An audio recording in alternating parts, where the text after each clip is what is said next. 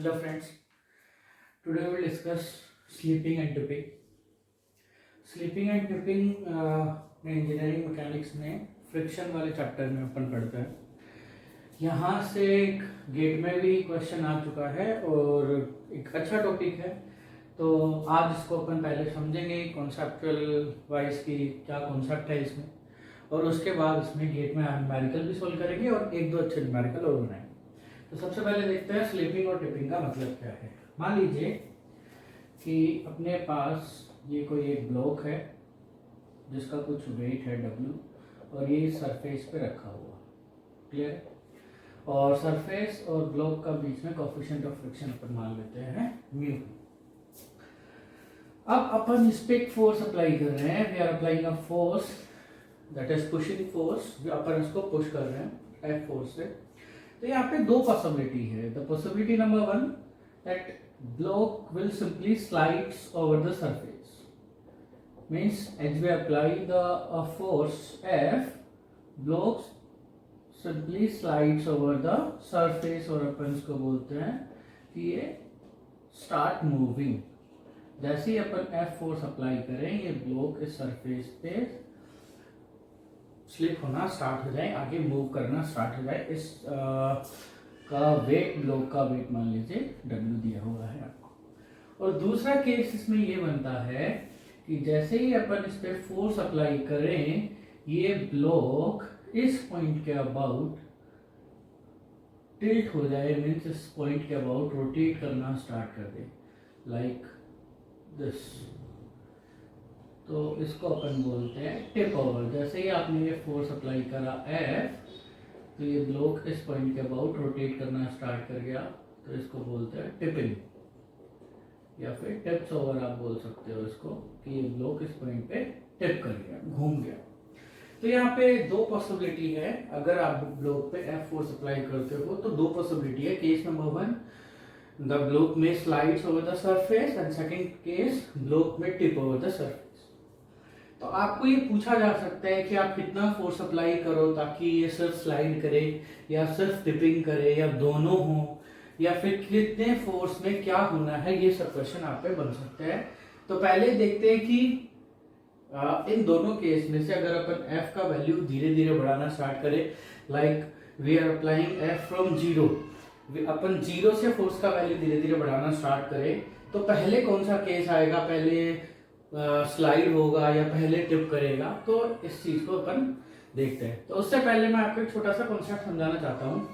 जैसे मान लीजिए कि ये अपना ब्लॉक दिया हुआ था, ये अपना ब्लॉक है, क्लियर है, ध्यान से समझना, बहुत इंपॉर्टेंट कॉन्सेप्ट है। यहाँ पे आपने F फोर्स अप्लाई करा, क्लियर, और अगर FBD बनाए तो यहाँ पे ये सेंटर हो गया ब्लॉक का, मान लीजिए CG हो गया, होमोजेनियस बॉडी है ये, तो ये इसका CG हो गया, इस पे W वेट इसका एक्ट कर रहा है।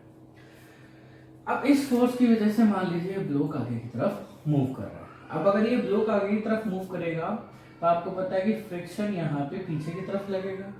तो यहाँ पे एक तो ये एक सरफेस होगी और ये सरफेस होगी, दो सरफेस आपस में कांटेक्ट बना रही है, तो ये इस पर W वेट अप्लाई करेगा, तो ये सरफेस इस पे कोई ना कोई रिएक्शन लगाएगी, तो नॉर्मल रिएक्शन अपन ने मान लिया, एंड नॉर्मल रिएक्शन ये सरफेस इस ब्लॉक पे अप्लाई करता है। अब यहाँ पे एक फ्रिक्शन फोर्स भी लगेगा इस सरफेस पे, क्योंकि ये ब्लॉक जब आगे की तरफ जा रहा है तो फ्रिक्शन फोर्स इस पे पीछे की तरफ लग गया, ये फ्रिक्शन फोर्स, क्लियर है।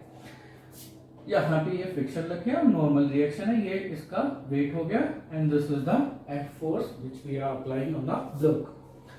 तो देखिए यहाँ पे अगर अपन मान लीजिए CG को अपन ये O पॉइंट से रिप्रेजेंट कर देते हैं, और ये कुछ डिस्टेंस अपन मान लेते हैं, दिस इज A, और ये डिस्टेंस अपन मान लेते हैं B। तो अगर मैं नेट मोमेंट निकालूं अबाउट O, तो O के अबाउट अगर आप नेट मोमेंट काउंट करोगे तो इस पॉइंट के अबाउट F कैसा क्लॉकवाइज कपल दे रहा है, तो ये हो गया प्लस F इंटू A, क्योंकि क्लॉकवाइज कपल दे रहा है, couple moment equal to force into perpendicular distance, तो दिस इज द पॉइंट। तो यहाँ से इस फोर्स का परपेंडिकुलर डिस्टेंस हो गया A, तो दिस फोर्स इंटू A, और ये क्लॉकवाइज डायरेक्शन पे, क्लॉकवाइज को मैंने प्लस मान लिया, पॉजिटिव ले लिया। ये पॉइंट, ये फोर्स तो खुद इसी से पास हो रहा है, तो कोई कपल बनेगा नहीं, N भी इसी से पास हो रहा है, नॉर्मल रिएक्शन का लाइन ऑफ एक्शन भी यही है, तो इसके अबाउट भी कोई कपल नहीं बनेगा। एक कपल आपका ये फ्रिक्शन फोर्स बनाएगा, small F is the friction force, this is friction force. तो ये कपल आपका फ्रिक्शन फोर्स बनाएगा, और ये फ्रिक्शन फोर्स कैसा कपल बनाएगा, force into this is the perpendicular distance B, और ये भी क्लॉकवाइज बनाएगा, तो plus F into B. Clear? तो this is the net moment about O. अब आप एक बार सोचिए, ये दोनों वैल्यू ऐड हो रही मीन्स अपन लिख सकते हैं कि net moment about O is not equal to 0। Means मान लीजिए कि कोई सरफेस पे, जैसे मान लीजिए कि अपन एग्जांपल लेंगे, ये एक सरफेस है, इस पे ब्लॉक रखा हुआ है, इस पे मैं थोड़ा सा फोर्स अप्लाई कर रहा हूँ, तो जैसे ही मैं फोर्स अप्लाई करूंगा, अगर ये मोमेंट बैलेंस नहीं है तो इसका मतलब इस फोर्स की वजह से ये ब्लॉक ओ के अबाउट रोटेट कर जाएगा, टर्न कर जाएगा, टिप हो जाएगा। तो अगर मान लो small F is negligible, very small, means like the weight of the block is 100 kg and the small f is only 1 Newton. So if you are applying only 1 Newton force, this block tips over the surface. That is not practically possible. ये practically possible नहीं है। तो इसका मतलब ये हुआ कि इसमें कहीं ना कहीं, इस कॉन्सेप्ट में कहीं ना कहीं गड़बड़ है, क्योंकि इसका मतलब तो ये हुआ कि मान लो कि ये ब्लॉक का वेट है 100 kg, 1 टन, 100 kg, कुछ भी मान लीजिए आप, और आपने ये सिर्फ 1 न्यूटन फोर्स अप्लाई करा तो भी ये रोटेट कर जाएगा इसके अबाउट। तो अगर ये रोटेट कर रहा है इतना भारी वेट और सिंपल सा एकदम बिल्कुल माइन्यूट सा फोर्स लगाने पे ये रोटेट कर रहा है, तो इस कॉन्सेप्ट में गड़बड़ है। अब वो गड़बड़ क्या है वो देखते हैं। देखिए ध्यान से देखना, देखिए यहाँ पे ये फोर्स की वजह से जो मोमेंट बन रहा है वो मोमेंट बैलेंस होना चाहिए, और वो मोमेंट देखो, इस फोर्स और इस फ्रिक्शन, ये अप्लाइंग फोर्स है जो अपन अप्लाई कर रहे हैं, and this is the friction force, दोनों एक मोमेंट बना रहे हैं okay about clockwise.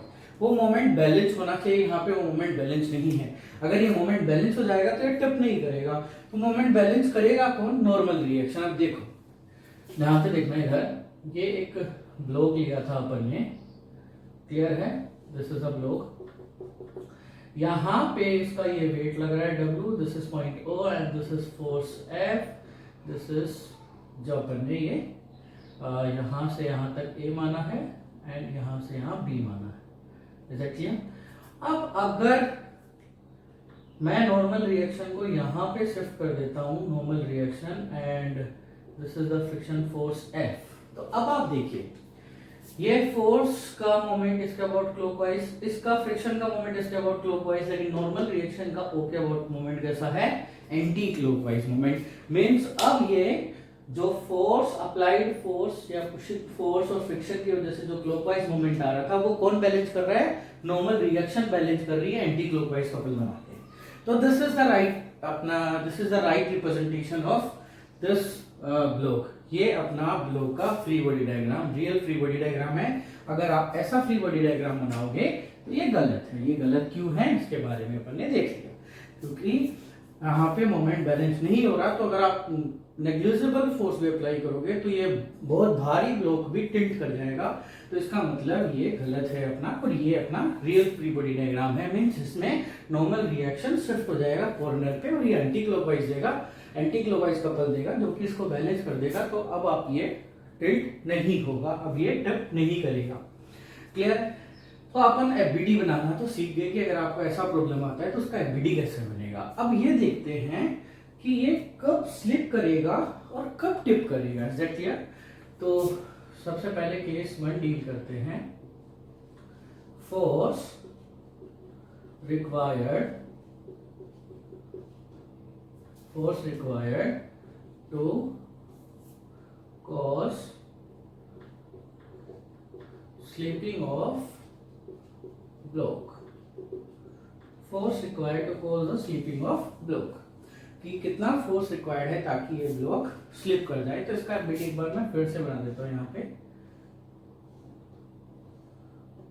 This is the normal reaction N, this is the friction force small f, this is CG जिसके अबाउट वेट एक्ट कर रहा है W, this is point F जिसके अबाउट अपन फोर्स अप्लाई कर रहे हैं। Clear? This is point O, and इस block का विड्थ मैं मान लेता हूँ कि ये ब्लॉक का विड्थ B है, और ये टोटल हाइट इस बार अपन मान लेते हैं कि ये टोटल हाइट H है। ये मान लीजिए this is point A। Clear?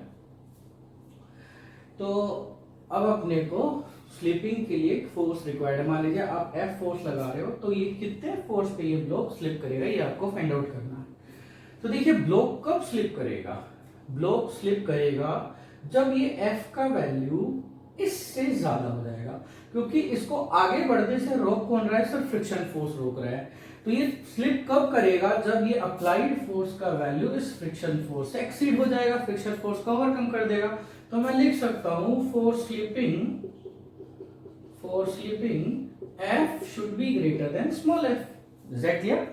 और ये स्मॉल f से बड़ा होना चाहिए। और what is the maximum value of small f, that is μsn। ये आपको सबको पता होगा, ये अपन स्टैटिक फ्रिक्शन में अपन डील करेंगे। And the mu is the coefficient of static friction, जिसको मैंने आपको म्यू दिया हुआ है, तो इसको मैं म्यू लिख लेता हूं। तो what is the maximum value of friction force, that is mu N. तो अगर अप्लाइड फोर्स इस फ्रिक्शन की मैक्सिमम वैल्यू से ज्यादा हो जाएगा तो block will slip over the surface. Is that clear? अब अपन सेकंड केस देखते हैं कि फोर्स रिक्वायर्ड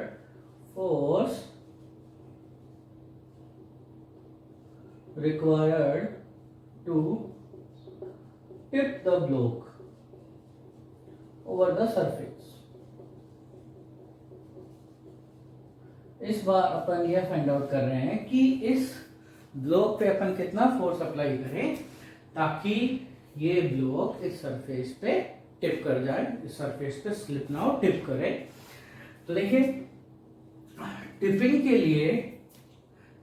लिए अपने को पता है कि अगर ये इस पॉइंट के अबाउट टिप करेगा, तो अगर इस पॉइंट के अबाउट नेट मोमेंट में निकालूं तो फ्रिक्शन इस अप्लाइड फोर्स की वजह से नेट मोमेंट ए पॉइंट पे कितना आ रहा है। देखिए एक बार मैं लिखता हूं, फिर आपको मैं वापस से समझा दूंगा।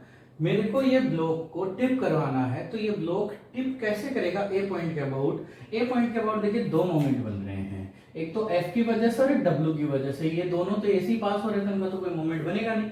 तो पॉइंट ए के अबाउट दो मोमेंट है, applied force that is F की वजह से मोमेंट जो कि क्लॉकवाइज बनेगा, और W की वजह से मोमेंट जो कि एंटी क्लॉकवाइज बनेगा। क्लियर? तो पहले दोनों मोमेंट लिख देते हैं। तो मोमेंट ड्यू टू F, तो ड्यू टू F की वजह से मोमेंट क्या बन रहा है, F की वजह से A के अबाउट मोमेंट क्या बन रहा है, मैं due to F about point A। तो moment due to F about point A, तो ये कितना बन रहा है F इंटू H। मैं इसको क्लॉकवाइज है, इसको प्लस ले लेता हूं। एंड दूसरा आप वेट की वजह से मोमेंट देखते हैं, moment due to weight of block about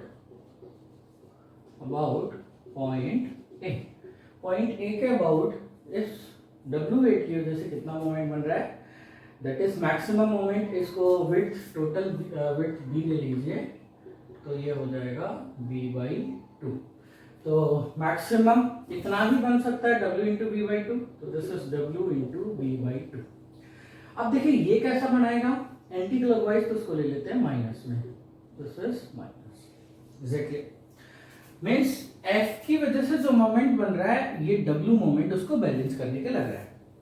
तो अगर मेरे को ये टिप करवाना है, तो मैं साफ साफ ये बोल सकता हूं, if the moment is due to F is greater than the moment due to weight, the block will tip over about A. Is that clear? एक बार फिर से मैं स्टेटमेंट बोल रहा हूँ।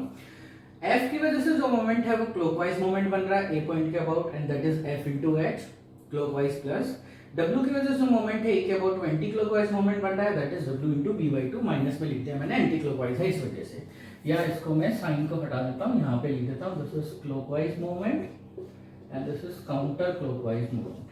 Exactly.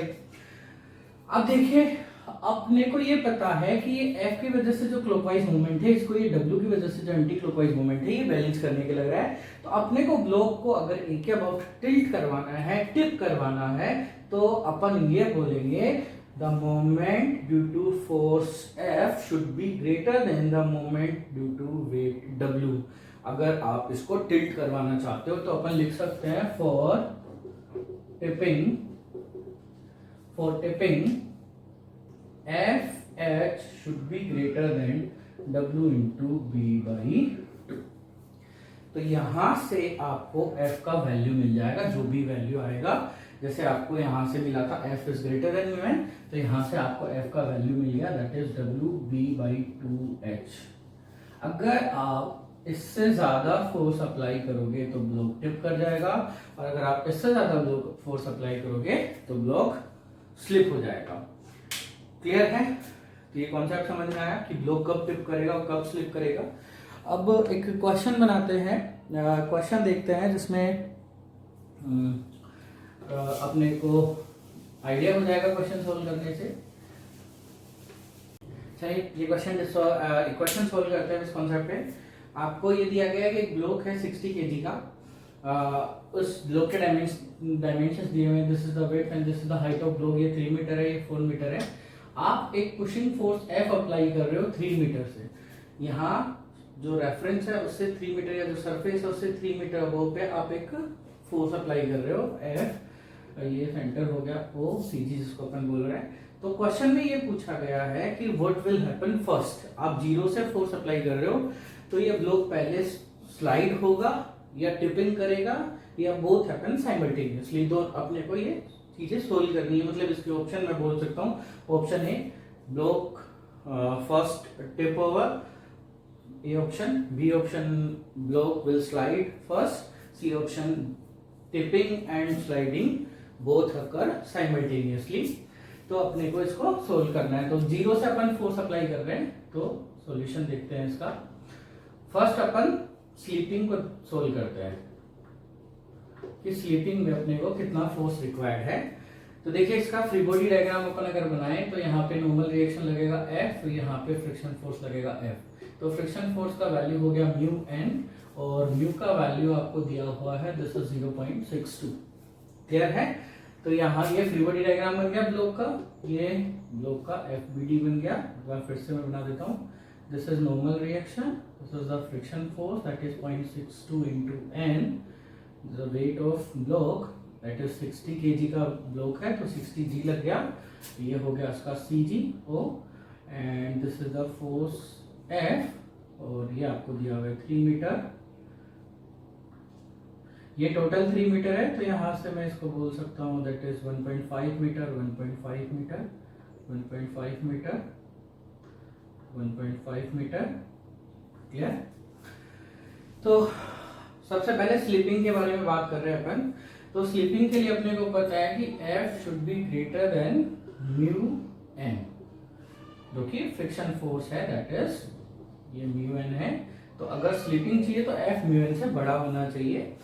तो इसको मैं इक्वल कर देता हूं ताकि ये मिनिमम वैल्यू मिल जाएगी आपको कि मिनिमम इतना तो फोर्स अप्लाई करना ही पड़ेगा, क्योंकि अगर इससे बड़ा नहीं हुआ तो स्लिप नहीं होगा। तो ये अगर दोनों बराबर है, इसका मतलब जैसे ही आप इतना फोर्स अप्लाई करोगे ये स्लिप होना स्टार्ट हो जाएगा। हालांकि स्लिप तो नहीं होगा बट स्टार्ट हो जाएगा।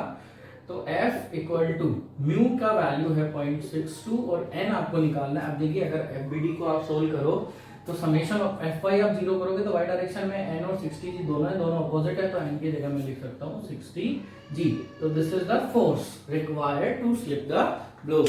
तो इस फोर्स का वैल्यू कैलकुलेट करते हैं अपन, सोल्व करते हैं इसको।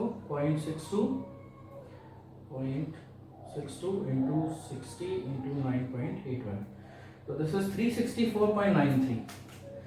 This is 364.93 Newton. मींस आपको स्लीपिंग के लिए इतना फोर्स रिक्वायर्ड है। सेकंड केस अब देखते हैं टिपिंग का। फॉर टिपिंग के लिए आपको पता है कि अपन स्पॉइंट के अबाउट नेट मोमेंट देखेंगे। तो स्पॉइंट के अबाउट नेट मोमेंट 0 करते हैं। नेट मोमेंट इसके अबाउट F इंटू दिस, और इस फोर्स का मोमेंट स्पॉइंट के अबाउट ज्यादा होना चाहिए। तो फॉर टिपिंग में लिख सकता हूं F into 3 should be greater then 60g into 1.5। Clear है? F इंटू एस, ये क्लॉकवाइज जाएगा और ये एंटी क्लॉकवाइज, और ये ज्यादा होना चाहिए मोमेंट। अगर आप इसको टिपिंग करवाना चाहते हो तो मिनिमम फोर्स के लिए F का मिनिमम वैल्यू निकालते हैं 60g इंटू 1.5 बाई 3 इज 1.5, 3 इसको कट जाएगा, ये 2 आ जाएगा, तो ये 30g हो जाएगा। And 30g is 30 into 9.81, 9.81 and this force required is 294.3 Newton. तो आपने दोनों केस बना लिए, आपको पता चला कि इस ब्लॉक को स्लिप कराने के लिए इतना फोर्स चाहिए और टिपिंग के लिए इतना फोर्स चाहिए। अब आप जीरो से फोर्स का वैल्यू अप्लाई कर रहे हो तो आपको ये पूछा गया कि पहले क्या होगा। तो जैसे जैसे आप फोर्स का वैल्यू बढ़ाते जाओगे, जैसे ही 294 पे पहुंचोगे ब्लॉक टिप कर जाएगा। तो आंसर इज टिपिंग पहले होगा, टिपिंग फर्स्ट, पहले ये टिप करेगा। आपको जैसे ही आप जीरो से फोर्स अप्लाई करोगे, जैसे जैसे फोर्स 294 पहुंचते ही ये टिप कर जाएगा। तो इस क्वेश्चन का आंसर है टिपिंग। Is that clear? देखिए एक प्रॉब्लम बनाते हैं, ये प्रॉब्लम गेट में आया हुआ है। आपको एक ब्लॉक दिया हुआ है, इसके डायमेंशन दिए हुए हैं। ये बोला है कि ये ब्लॉक वाई एक्सिस के अबाउट सिमेट्रिक है, ये 2 मीटर इसका विड्थ है और ये 4 मीटर इसका हाइट दे रखा है। आप एक फोर्स अप्लाई कर रहे हो पी बिल्कुल मिड पे, मीन्स ये 2 मीटर पे आप एक फोर्स अप्लाई कर रहे हो, इसके सीजी पे आप फोर्स अप्लाई कर रहे हो और इस ब्लॉक का वेट दिया हुआ है 100 kg। तो उसने ये पूछा है कि ब्लॉक को आपको टिप करवाना है without slipping.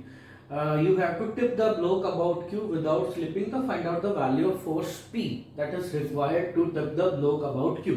So we have to find out the force P to require. We have to find out the force P that is required to tip the block about point Q. Slipping नहीं होना चाहिए, question में साफ mention कर रखा है।